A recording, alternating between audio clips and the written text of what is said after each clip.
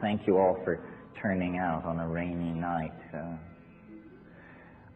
Before I get into the main body of tonight's entertainment, I want to call your attention to the propaganda for an event in Mexico and another event in Hawaii. These events, in the case of the Mexico event, you get a major slice of the psychedelic community. You get Robert Montgomery, Jonathan Ott, Ann and Sasha Shulgin, Manolo Torres, Christian Resch, Terence McKenna, and others who unfortunately slipped my mind, at the ceremonial center of Palenque in Chiapas. We've been doing these events somewhere in Mayan Mexico for the past 10 or 12 years. Many of you are graduates, which doesn't mean you can't come again, but I want to invite all of you there. If you're interested in ethnobotany, shamanism, ethnopharmacology, altered states of consciousness, the politics of all of this, this is as intense and information-packed an exposure as you can have, and it's straight from the mouths of the scholars and scientists and writers who have spent a great deal of time in that area. So I just want to invite you to that. It's also a great party. It's the height of mushroom season. There's nothing we could do about that. So you just are on your own.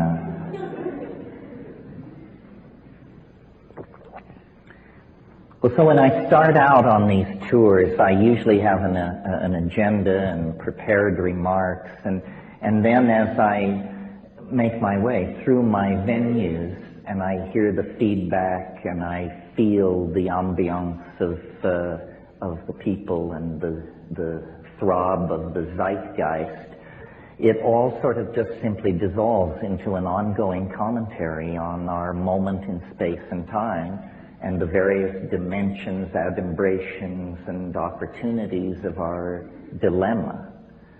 But I want tonight to couch it for you in the context of, I guess, an extended metaphor.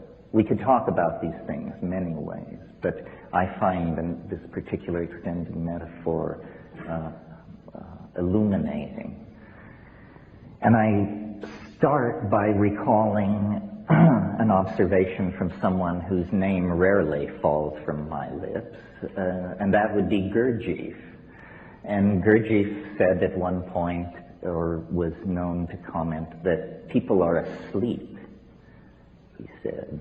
And he, by implication, suggested people awaken. Now, I'm not sure if he fully grasped the implication for his own product line had that occurred, but in any case, you're on it, you're with me, yes. It's very hard to give these lectures in such a way so that every person hears something different, which is what is supposed to be going on, you know. Well, so thinking about this comment that people are asleep, I see several implications. I ask myself, what is awake in my own notion? And I thought to myself, awake is, for me, awake is where the laws of physics are fully operable. You know, hurled objects shatter, electricity shocks, I cannot fly. The laws of physics are in operation. In that domain, I consider myself to be fully awake. Now, in terms of occult and spiritual traditions, the admonition to awaken always seems to imply that higher consciousness is approached through an expansion of clarity and awareness. And that seems obvious. I don't argue with it as a rationalist. But as somebody who has run the edges, I've noticed something somewhat counterintuitive to that teaching. And it's this. It's that to contact the cosmic giggle, to have the flow of casuistry begin to give off synchronistic ripples, white caps in the billows of the coincidental ether, if you will. To achieve that requires, a precondition is a kind of unconsciousness, a kind of drifting, a certain taking your eye off the ball, a certain assumption that things are simpler than they are, almost always precedes what Mircea called the rupture of plane, that indicates, that there is an archetypal world, an archetypal power beyond, behind profane appearances. And in my own life, for those of you who are conversant with my output, when I went to the Amazon in 1971 and had the experiences that are described in True Hallucinations, I had been, for many months before that, in Asia, smuggling, hanging out, and I had taken my eye off the ball. I had become very gentle, very relativistic in my approach to other people's opinions and behaviors. I was easygoing, is what I'm trying to say. Too easygoing. And in that situation of semi-unconsciousness and openness, the cosmic giggle approaches. And I compare this is closing of a theme, I compare this to sleep, or to states that lie between waking and sleeping. And so, again, an odd take on this remark of Gurdjieff's. I remember someone many years ago said to me, they evoked the symbol of the yin and the yang, the two tears folded against each other within a circle. And this person, who was no rishi, roshi, geshe, or guru, but simply observant, said, it's not the black side, it's not the white side, it's the interface, it's the edge. And I found, by observing sleep, and some of you may recall the motto in Athanasius Kircher's Amphiatrium Sapientium that's chiseled over the alchemist's doorway. I can't do it in Latin, but it says, while sleeping, watch. While sleeping, watch. And I've noticed that while going to sleep, there is a barrier, a place in the process of going to sleep that is like a mercurial edge. It's a river. It's a zone of hypnagogia. You often pass through it post-orgasm. It's a place of drifting amoeboid colored after-image lights, and then true hallucination, images, strange, transcendental or transpersonal images. Well, so far in the context of pursuing this extended metaphor about sleep, I've talked basically, essentially about the individual's relationship to the concept, to the fact. But there's also a social or a political, a species-wide implication.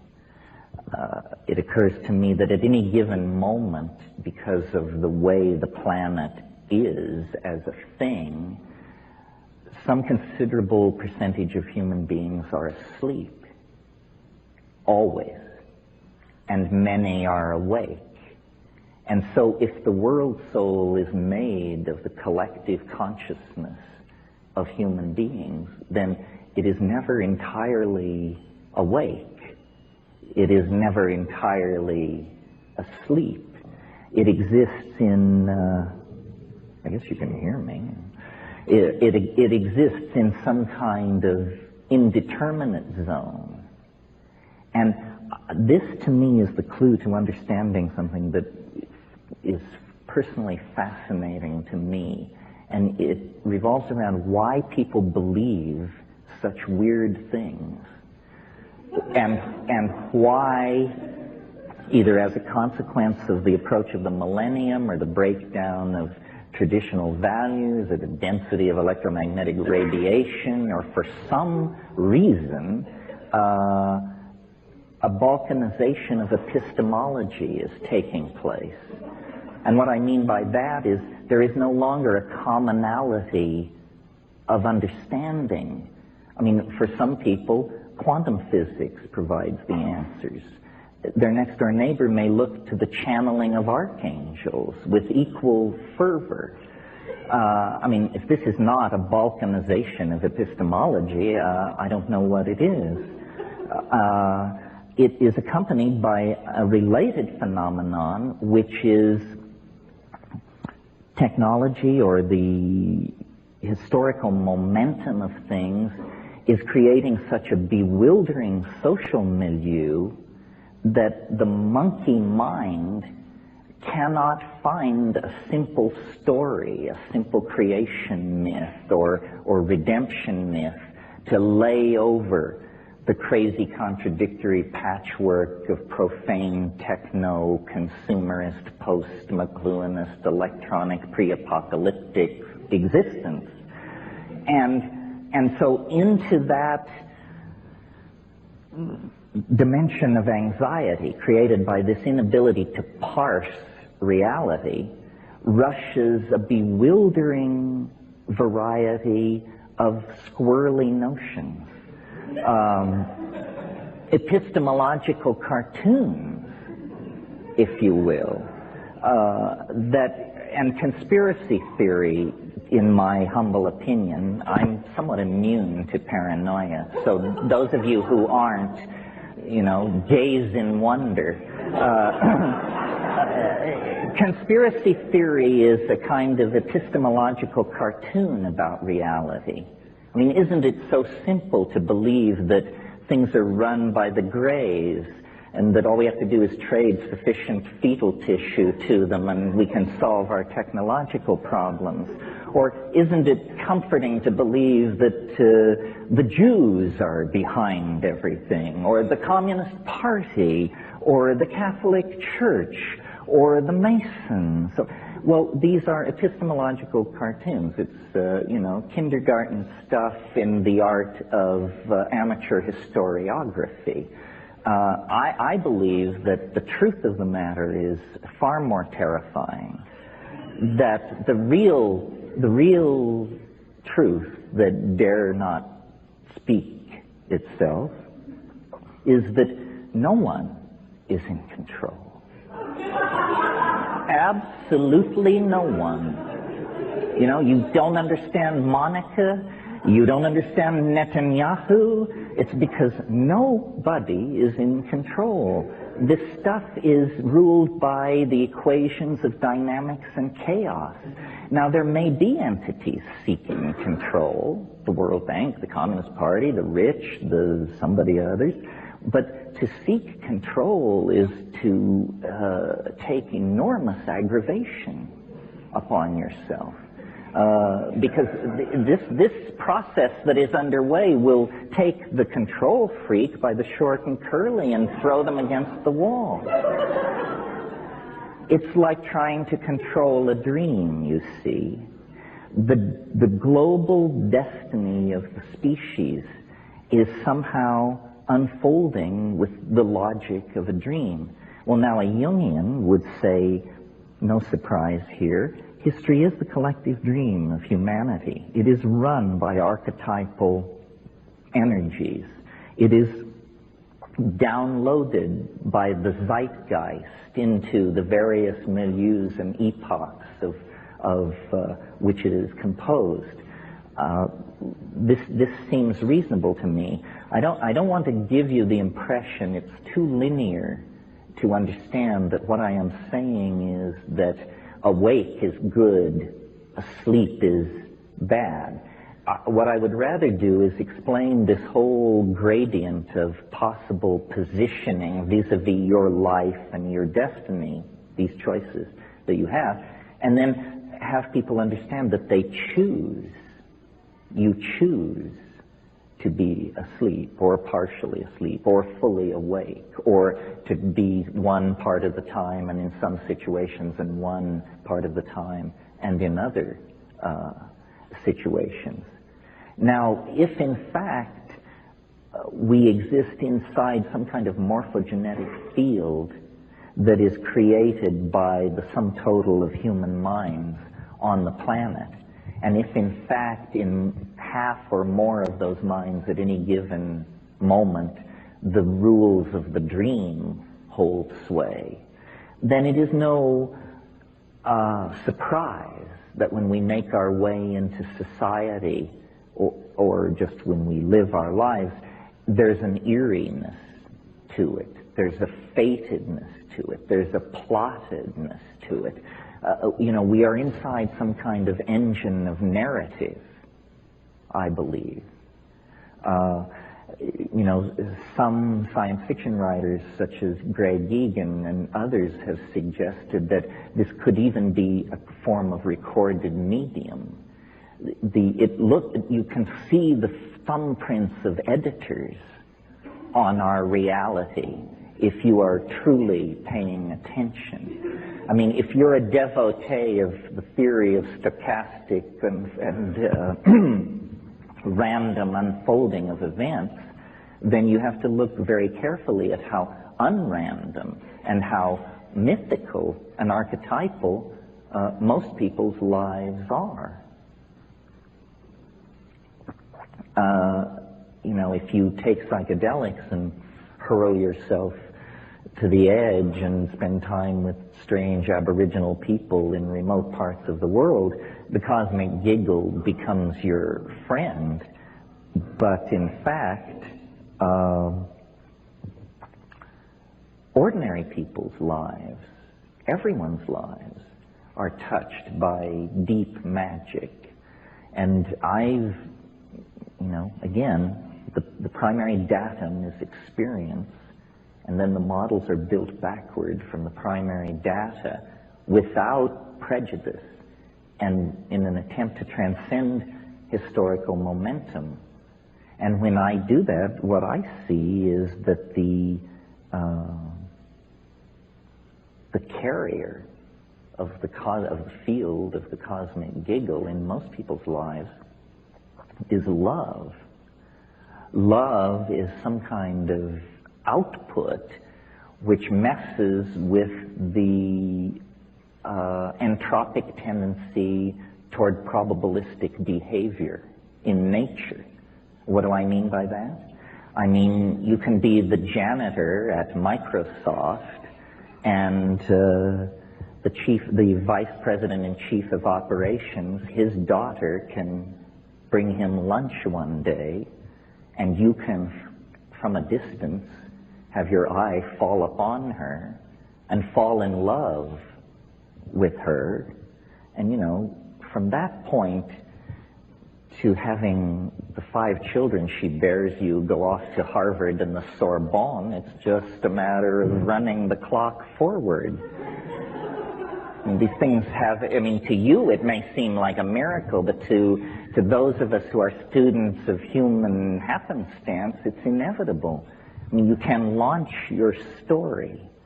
And I've, in the course of taking psychedelics and looking at my life and other people's lives and narrative, I think that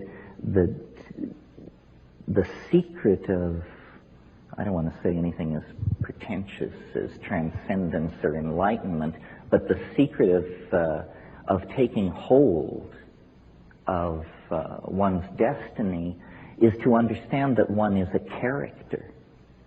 A character is a different thing than this model you inherit out of the idea that you're a three-dimensional animal inside a democracy with a Christian heritage and, a Dewey Decimal cataloging system or whatever. Anyway, these are some of the notions that occur to me in the context of comparing dream on many scales. You have to really struggle, I think, to believe that you actually live inside the model of reality that science and Newtonian physics and the mathematical analysis of nature have given us.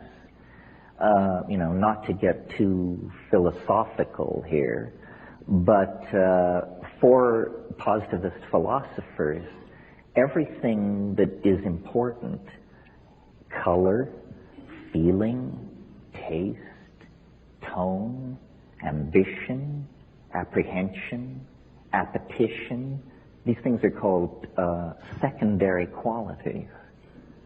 In other words, they're peripheral. They arise at a lower level of understanding. They are somehow determined by the presence of the animal body and hence dismissible by a theory of pure abstraction, which says, what is real is spin, charge, angular momentum. None of these things are very rich concepts for a living human being. Who knows what any of these things are, So, we don't have time in a situation like this to explore all the implications of this dream analogy that I'm pursuing. But one that interests me is the plasticity of time in the dream. And I think I would argue, as the devil's advocate, that it is the plasticity of historical time and the acceleration, the sense of an out-of-control spin up or spin down into new domains of possibility that is the strongest evidence present at hand that we are in some kind of dream. I've struggled my whole life with, I've always believed, or I've always felt the power of the statement, the world is made of language. But of course, you think about this proposition for 30 seconds, and the question that arises then is, if the world is made of language, then why isn't it the way I want it to be? Why does it have it has its own raison d'etre, even if it is language? Well, I think it's appropriate to speak of this to an audience as digitally sophisticated as I assume you must be.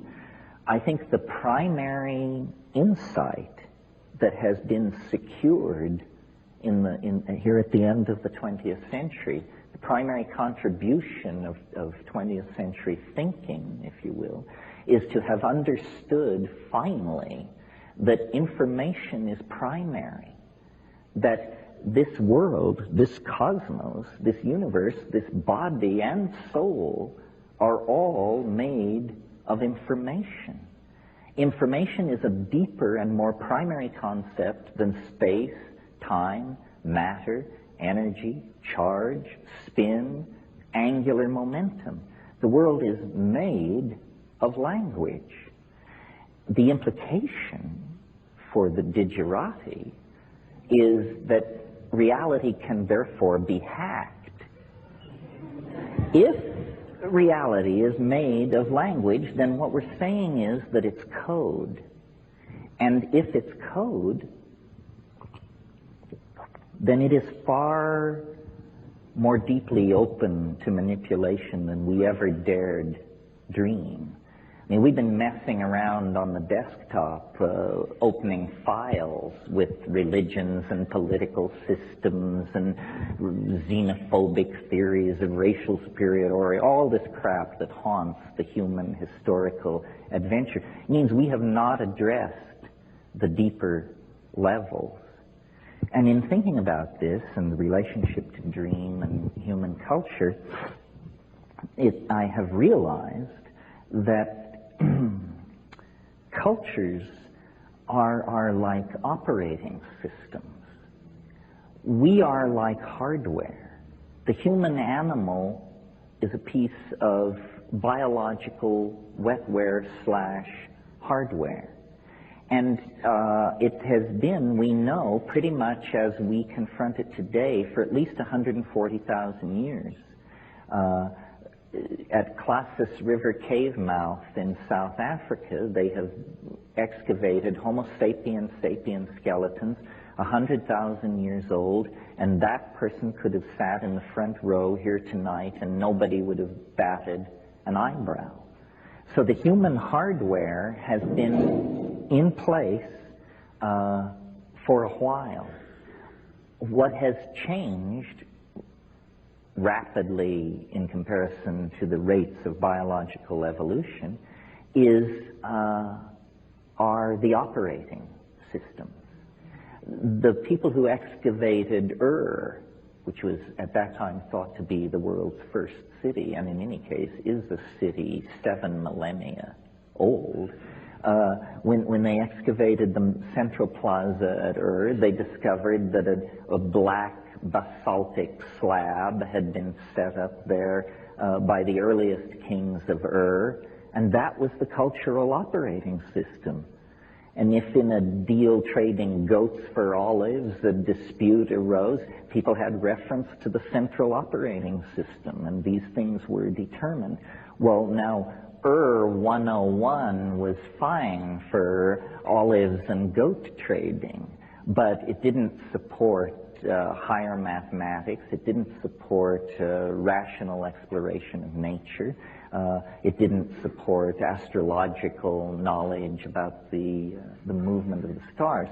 As we have gone forward through culture, we have swapped out these operating systems. And at each swap out, there has been a lot of hair pulling and cussing and screaming. Anyone who has installed a new operating system is completely familiar with that sickening from the bowels kind of coldness, as you realize it all hangs by a thread. Now, this situation, or this operating system metaphor, I think is a useful one for understanding, and again, a circle closes, the balkanization of epistemology that causes me such anxiety. If you meet an Aboriginal person from the Amazon, for example, they may be running Witoto 3.0 as their operating system. Nicely supports animistic magic, huge capacity when it comes to making fish traps and bird traps. Witoto is a powerful operating system for a rainforest aboriginal. In our culture, there are, I have no idea, at least 10 or 20 operating systems, all going at the same time. Some will run Mormonism. Some will support Catholicism. Others, Kabbalah goes at the speed of light. Others support quantum physics. Some support econometrics. Others support political correctness. And these things are mutually exclusive. And so looking at this, and looking at this clash of operating systems, I've come to the conclusion, and some of you may have heard me say this before, that culture is not your friend. That's the final conclusion. You see, well, this came to me a few months ago when I had my yearly physical, and as I was buttoning up, my doctor said to me, he said, in the 19th century, most people your age were dead. And I realized that this was true, and that among all the revolutions that we are enduring, one of them is that we live nearly twice as long as people lived very recently in the past. Well, culture is a kind of neoteny. And I don't want to belabor that at great length, but for those of you who are not biologists, neoteny is the retention of juvenile characteristics into adulthood. It's used to describe animal behavior. For instance, I'll give the most spectacular example of neoteny. There is a kind of animal which lives in ponds in Africa, and it reproduces like a fish. It lays eggs on the bottom of these ponds. More fish-like animals come from these eggs, and so forth. However, if the pond dries up, the creature undergoes metamorphosis and becomes an animal somewhat like a gecko, and lays eggs, and from these eggs come creatures that are like geckos. In other words, this is an animal which actually achieves sexual maturity in two forms, depending on environmental stress. Spectacular example of neoteny. Turning to human beings, a less spectacular example, but relevant to us, is our general body hairlessness compared to other primates. We look like fetal apes. Human beings look like fetal apes. Why? What is neoteny? Well, this is hotly debated among evolutionary biologists. But the point I want to make is a socio-political comment, which is culture itself is some kind of neotenizing force. Because what culture provides is a bunch of rules, so you don't have to think, and a bunch of myths, so you don't have to think again. Culture has all the answers, you know. You want to know where people came from? Well, when the sky god got out of his canoe at first waterfall and took a leak, then we, the true people, appeared like ants, and we've been living here ever since. Oh, huh. Gee, thanks. I'm glad I asked. You know, this is what culture does for you. So,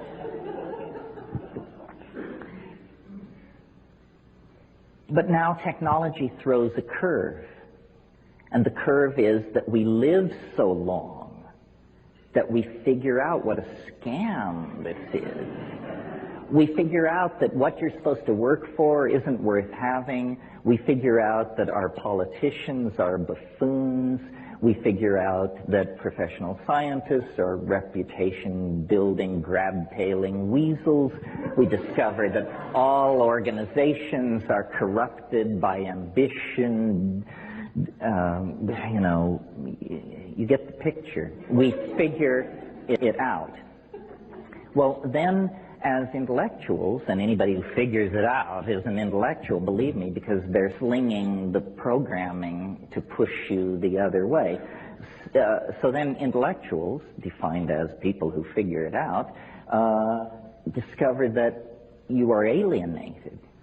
That's what figuring it out means. It means you understand that the BMW, the Harvard degree, this whatever it is, that this is all baloney and manipulated and hyped, and that mostly you have a bunch of clueless people who are figuring out which fork they should use. But this position is presented as alienation and therefore somehow tinged with the potential for pathology.